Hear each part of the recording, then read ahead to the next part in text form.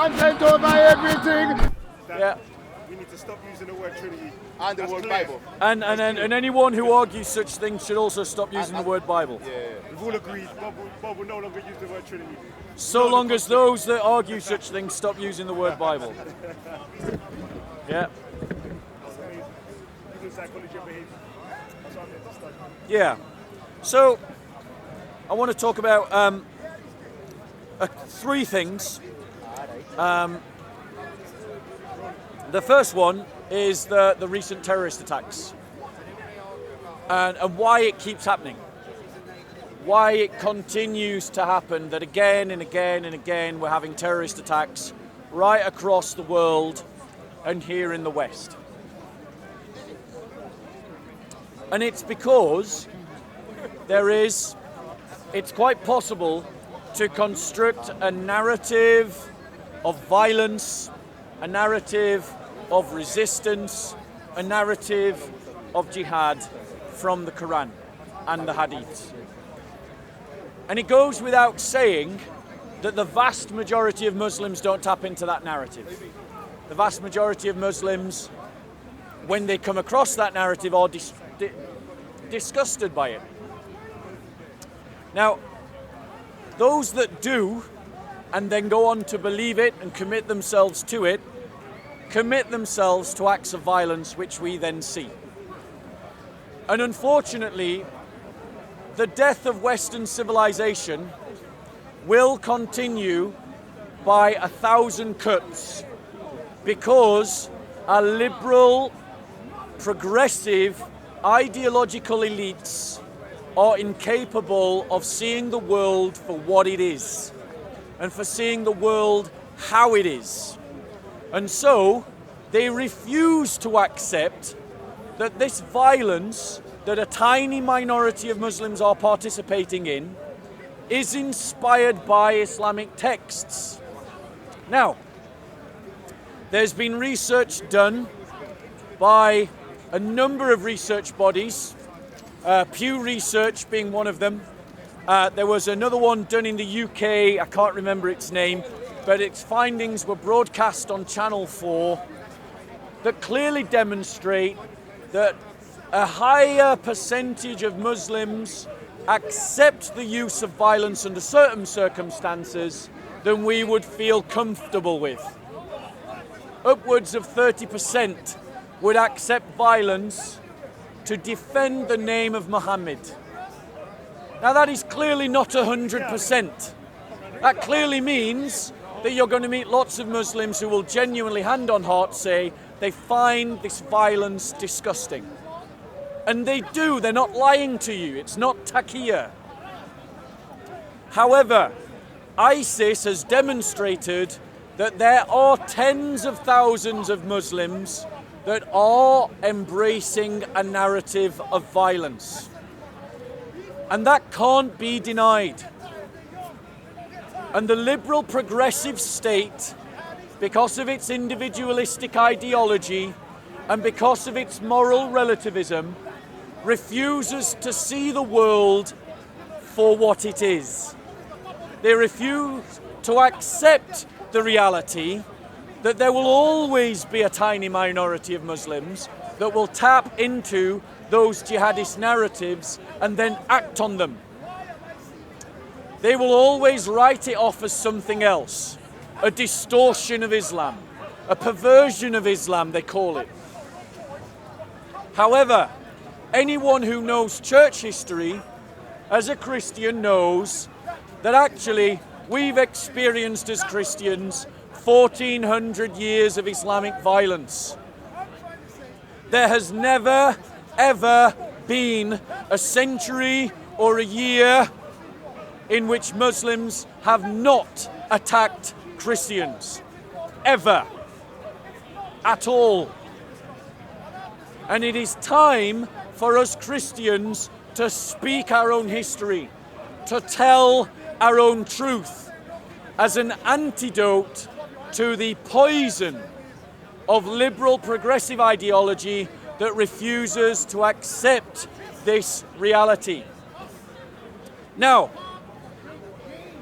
we know, we've already stated, that many Muslims genuinely and hand on heart are against this kind of violence. They are. There'll always be that tiny minority that buy into it.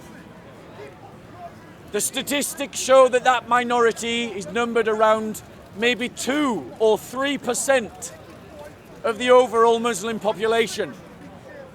2 or 3% of 1 billion people is 40 million people. That's a big number. That means that this problem is not going away.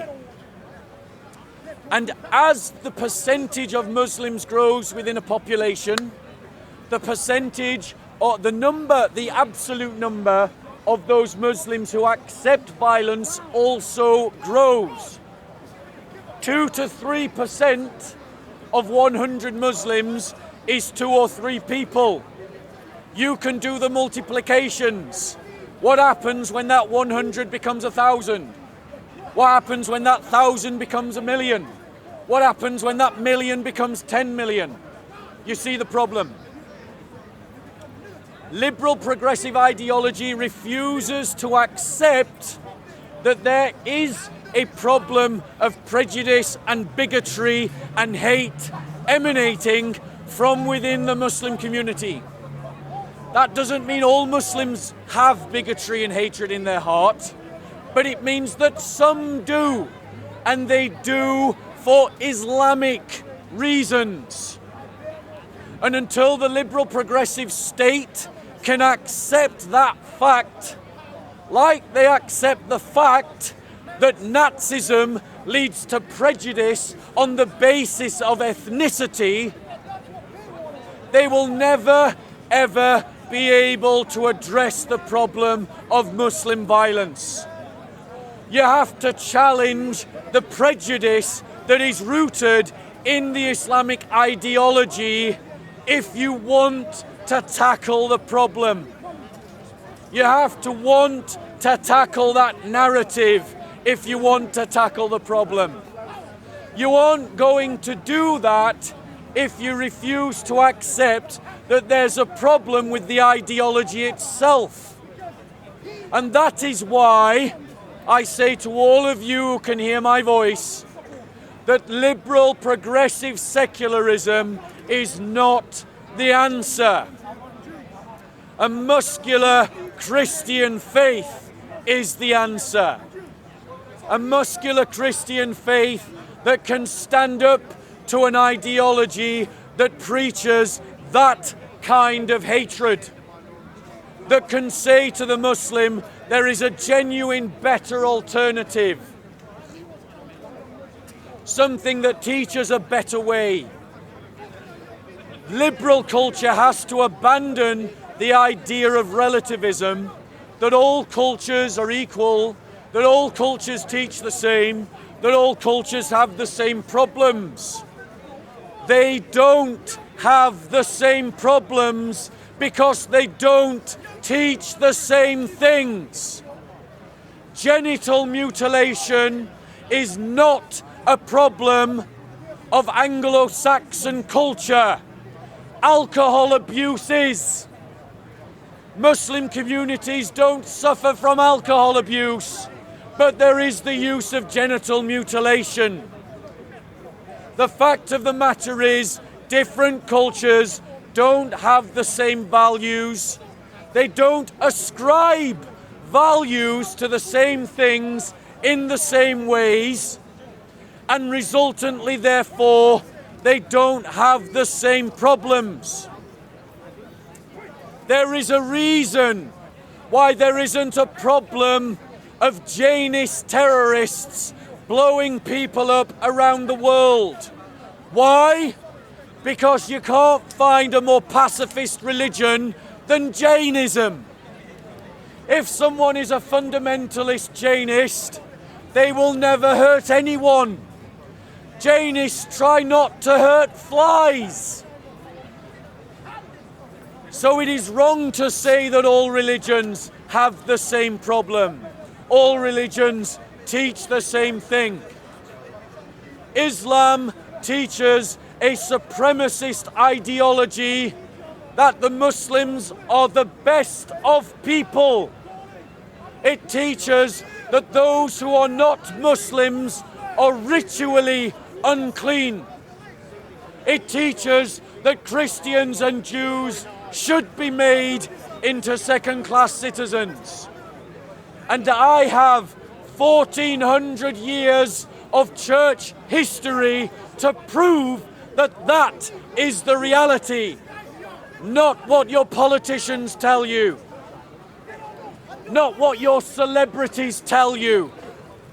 I have 1400 years of Christian experience to prove my point. And so, liberal progressive ideology will never address this point. The reality is, we have to find a better answer to this problem. And that is going to be found in an adoption of a muscular Christian faith. Now, the government is following a strategy at this moment in time to deal with terrorism. The strategy is this. Let's use a metaphor. The terrorists are fish, and the river is the vast majority of Muslims. The policy of Western governments at this time, its strategy, is to poison the river for the fish. That's the idea. To turn the vast majority of Muslims against the Islamists. That's the strategy. The evidence would suggest that it isn't working, that it isn't dealing with the problem. Absolutely, there are some Muslims who are 100% against terrorism. They definitely exist. Some Muslims literally put their lives on the line fighting against Islamist terrorists. However, overall, we can see that that strategy is not working. It may be the case that it's too early, and that in 80 years' time it will eventually work. But right now, ISIS has demonstrated that if anything, this supremacist ideology is gaining traction amongst more Muslims than not. There are more Muslims willing to accept it each day. The security forces are constantly exposing plots by terrorists and protecting us. The number of those plots has increased, not decreased. Now, there's another alternative. You change the course of the river. The river that was once flowing in one direction, you flow into another direction. You make the river different. In other words, you seek the conversion of Muslims. You drain the river so that the fish are easier to spot. Liberal progressives understood this when they fought. Liberals understood this when they fought against communism. They understand it when they fight against Nazism. Why do they not understand it when they fight against radical Islam?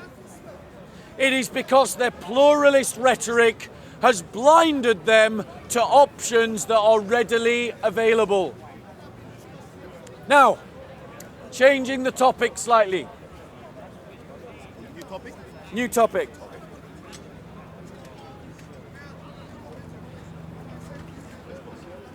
I want to talk about the election.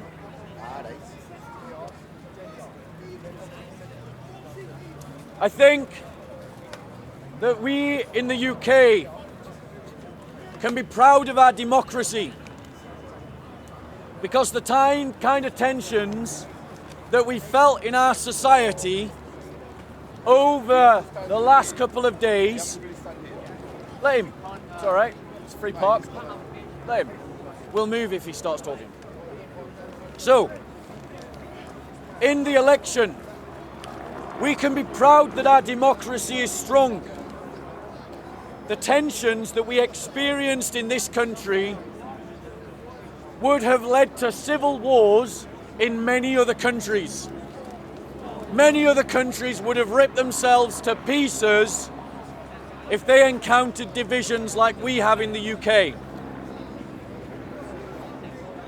The fact that we didn't have great civil strife or fighting in the street demonstrates the fact that the idea of democracy is strong in the UK. And to you who live in countries that fight one another over your political differences, you've seen an example recently in our election on how to resolve your differences without the use of violence. Without the use of violence. However, the left wing are people who are baffled by the fact that the working classes of the North have rejected them. The Labour Party is scratching its head as to why people in the North rejected them and went Tory. Well, the answer I would suggest to them is very simple. The working class, as was formerly understood by the socialists as a body politic who bought into a narrative of class struggle against the upper elites, no longer exists. There is no identifiable working class that believes in class struggle. That narrative has been rejected by the working poor, which is a much better description than working class. The working poor are patriotic. Too many leading members of the Labour Party have contempt for the idea of British identity. They have contempt for the British Army, and they have contempt for patriotism. The socialists of London, the champagne socialists of Islington, like Jeremy Corbyn, who had a private education, went to a private school, and many of his acolytes who work within the upper echelons of the Labour Party fetishise the working class of the North. They fetishise them and see them as some kind of puppy to be patronised and looked after. The Labour Party does not speak to aspiration. It does not speak to working class families who want to progress in life, who have a sense not of class struggle, but of familial or individual struggle. They're much more Nietzschean than they are Marxist, communist. We got an ambulance coming. The reality is that the working class of the North are much more akin to the narrative of Tommy Robinson than they are to the narrative of Jeremy Corbyn. However, the fact remains that people are slow, as it were, to catch on to their beliefs and their political expression. There is a lie within British politics that you have to vote for one of the big three: Labour, Conservative or Liberal Democrat, or now in Scotland the SNP. This lie is sustained by the first past the post electoral system. which distorts our democracy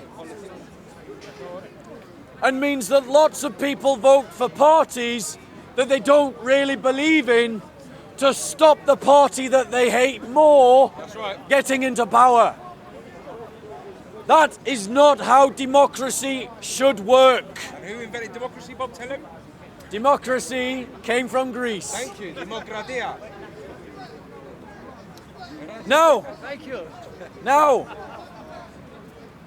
what Britain needs, what Britain needs is a reform of the electoral process. A different voting system that will allow people's votes to count for something so that people feel free to vote for the party that they believe in rather than the party they feel they have to vote for to stop the other party they hate more getting into power. And that means we need a reform of our electoral system. And you will see when that happens, the Conservative Party, the Labour Party, and the Liberal Democrat Party utterly collapse. There'll be a mixture of minority parties in the Parliament, a varied multitude of different parties, and they'll have to form coalitions. The point that everyone forgets about the first past the post system is that it was always designed to keep power in the hands of the powerful. It was designed to make sure that the social elites stay in control. And that's why it needs to be reformed. We are seeing in this moment in time, people are emerging, a new political movement is emerging, a new awakening of political activism amongst the working poor. We saw it in Brexit, and we've seen it in the last few elections, and it is socially conservative, not socially progressive. And until Labour addresses that fact and drops the ridiculous narrative of the London metropolitan elites and their fancy to do virtue signalling politics, Labour will continue to hemorrhage the vote of the working poor. Because the working poor is socially right-wing and economically left-wing. And that's what Labour needs to realise about the north of England and why it lost in the north of England most recently. So, next topic.